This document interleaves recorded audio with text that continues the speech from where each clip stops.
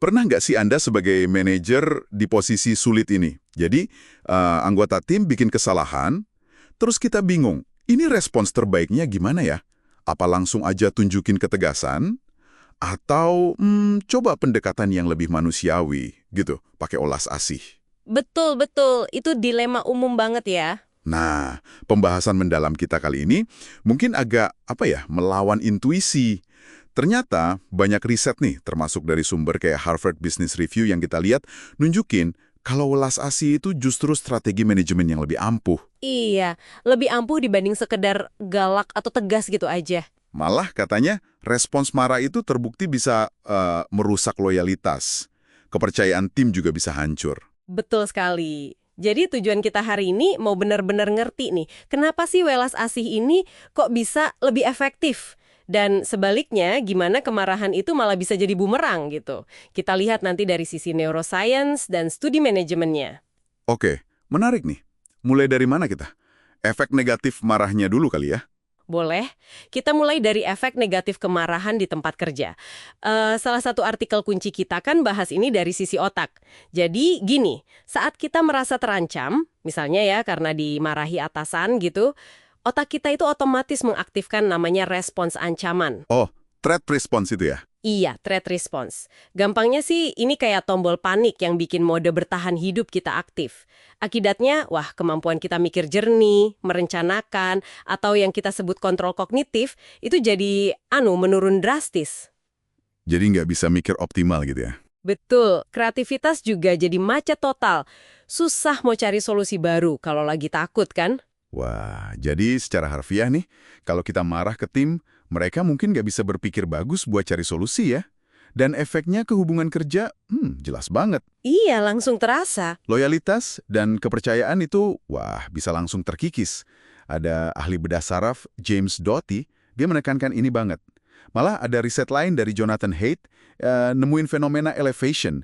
Itu loh, rasa kagum dan terinspirasi kalau lihat orang baik atau welas asih, justru itu bikin karyawan makin loyal sama atasan yang kayak gitu. Nah, itu dia. Sebaliknya, ada sumber lain bilang, perlakuan kasar itu bikin karyawan jadi, ya malas aja gitu, nggak mau usaha lebih, ngapain juga kan? Iya, bener. Buat apa gitu kan? Jadi jelas ya, marah itu secara aktif bisa menghancurkan fondasi tim kita. Menariknya lagi nih, riset juga nunjukin kalau pemimpin yang sering marah gitu malah dianggap kurang efektif sama timnya. Ya, walaupun mungkin sesekali marah ada gunanya ya buat kasih sinyal batasan atau apa, tapi kalau keseringan secara umum merugikan. Masuk akal. Ini sejalan banget sama temuan Amy Cuddy yang dikutip di artikel tadi. Dia bilang kalau menunjukkan kehangatan itu jauh lebih menguntungkan buat bangun pengaruh dibanding sekedar keras doang. Jadi kuncinya bukan di ketegasan yang membabi buta gitu. Oke. Jadi kalau marah itu merusak, nah terus gimana cara welas asih ini membangun? Apa kata sains di baliknya? Nah, ini bagian bagusnya. Ternyata, neuroscience menunjukkan otak kita itu secara alami merespons positif terhadap empati. Oh gitu. Iya, ini bisa memicu pelepasan hormon kayak oksitosin. Hormon ini kan yang bantu bangun ikatan, bangun kepercayaan. Dan kepercayaan inilah ya, bahan bakar utama tim yang kinerjanya tinggi. Tepat sekali, itu kuncinya. Ada cerita menarik lagi dari James Doty tadi, si ahli bedah saraf itu. Gimana ceritanya? Jadi, waktu ada dokter muda, residennya bikin kesalahan fatal di ruang operasi. Wah, fatal banget. Doty saat itu bisa aja meledak, marah besar. Pasti rasanya pengen marah ya saat itu. Pasti, tapi dia berhenti sejenak. Dia coba bayangin, kalau dia responsnya pakai olas asih, dia bimbing dokter muda itu, dia malah bisa jadi pahlawan buat si dokter. Wah, dalam banget ya mikirnya. Iya. Bayangin aja kita di posisi Doty. Itu kan momen krusial banget. Pilihannya bisa menghancurkan karir orang itu atau justru mengikat loyalitas dia seumur hidup. Ini pilihan strategis, bukan cuma soal perasaan. Bener banget. Jadi welas asih itu bukan cuma baik, tapi strategis ya. Tepat. Dan welas asih itu menciptakan apa yang namanya rasa aman psikologis. Psychological safety. Pernah dengar istilah itu? Maksudnya gimana tuh? Itu kondisi di mana orang di tim merasa aman buat ngomong terbuka.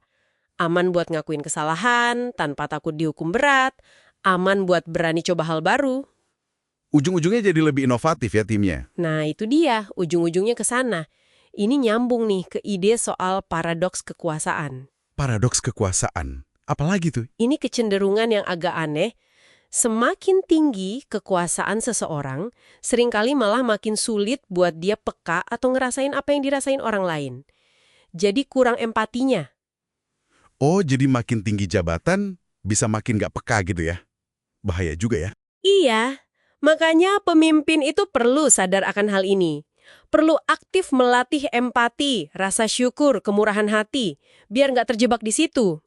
Contohnya kayak Douglas Conan waktu di Campbell Soup. Dia itu rutin nulis catatan terima kasih personal ke ribuan karyawan. Ribuan? Wow! Iya, kelihatannya sederhana ya, tapi dampaknya besar buat melawan efek negatif kekuasaan tadi, sekaligus bangun kultur yang positif. Oke. Tapi tunggu dulu deh. Ulas asih ini bukan berarti kita jadi lembek atau standar kinerjanya jadi rendah kan? Nanti keenakan dong timnya. Nah, pertanyaan bagus. Ini penting banget diluruskan. Ada konsep keren namanya empati tegas atau tough empathy. Empati tegas, gimana tuh maksudnya? Ini bukan soal memanjakan sama sekali, tapi tentang memberi orang apa yang mereka butuhkan untuk berkembang, termasuk tantangan, ekspektasi yang jelas, dan umpan balik yang jujur, kadang keras. Tapi disampaikannya dengan cara yang tetap menghargai dan peduli sama orangnya sebagai individu. Oh, jadi tegas di target atau standar, tapi cara nyampainya tetap manusiawi gitu ya? Betul. Contohnya kayak Alain Levy, yang tegas milih single lagu, tapi tujuannya demi pertumbuhan timnya. Atau janji Chris Satterthwaite, tumbuh atau pergi, itu kan tegas banget ya, tapi dilandasi kepedulian biar orang itu berkembang. Jadi menyeimbangkan antara respek ke orangnya dan fokus ke hasil kerjanya ya? Bukan sekedar, oh ya udah nggak apa-apa, tapi lebih ke, saya percaya kamu bisa lebih baik, ini targetnya, dan saya bantu kamu ke sana. Tepat sekali. Itu intinya tough empathy. Oke, kebayang sekarang. Nah, terus gimana nih cara praktisnya? Pas lagi emosi banget karena ada kesalahan tim, gimana biar nggak langsung meledak? Nah, artikel Why Compassion is Better tadi kasih tips simple tapi kuat banget. Pertama, dan ini paling penting, jeda. Jeda. Maksudnya? Iya, berhenti sejenak. Sebelum bereaksi, tarik napas dulu. Kendalikan emosi kita sendiri dulu, jangan langsung respons. Oke, jeda dulu. Terus? Kedua, coba pakai kacamata mereka. Coba pikirin, apa ya yang mungkin terjadi dari sudut pandang mereka? Kenapa bisa sampai salah gitu? Coba memahami perspektif mereka ya. Betul. Ketiga, dekati dengan rasa ingin tahu, bukan langsung nuduh. Ajukan pertanyaan. Misalnya tanya, saya lihat hasilnya begini nih, bisa ceritakan nggak apa yang terjadi? Atau prosesnya gimana kemarin? Tujuannya buat memahami ya, bukan cari kambing hitam. Tepat, tujuannya memahami dan cari solusi bareng-bareng. Oke, jadi kalau kita tarik benang merahnya nih ya, jelas banget. Meskipun mungkin rasanya, puas gitu kalau bisa marah atau tegas pas ada masalah. Iya, kadang ada kepuasan sesaat ya. Tapi, riset kuat sekali nunjukin justru welas asih lah, termasuk tadi empati tegas, itu yang dalam jangka panjang bisa bangun tim yang lebih solid, lebih loyal, dan lebih inovatif. Betul, jangka panjangnya lebih menguntungkan. Ini bukan berarti kita menghindari obrolan sulit soal kinerja loh ya, tapi soal cara kita melakukannya, dengan niat membangun, bukan menghancurkan. Tepat sekali, pendekatannya yang beda. Nah, sebagai penutup nih, ada satu hal penting buat Anda renungkan. Apa tuh? Beberapa sumber kita kan mengingatkannya bahwa kekuasaan itu punya kecenderungan alami buat mengurangi kemampuan kita berempati. Iya, paradoks kekuasaan tadi ya. Betul. Nah, menyadari hal ini, pertanyaannya adalah gimana caranya Anda bisa secara proaktif gitu, menjaga kesadaran diri Anda, dan terus-menerus cari umpan balik yang jujur dari tim Anda. Biar apa? Biar Anda tetap bisa memimpin dengan welas asih, biar tetap terhubung dengan tim Anda, bahkan saat Anda mungkin semakin sukses dan semakin berkuasa nantinya. Wah, itu tantangan yang nggak ada habisnya ya buat pemimpin. Betul, itu tantangan berkelanjutan, sesuatu untuk terus direnungkan dan dipraktekkan.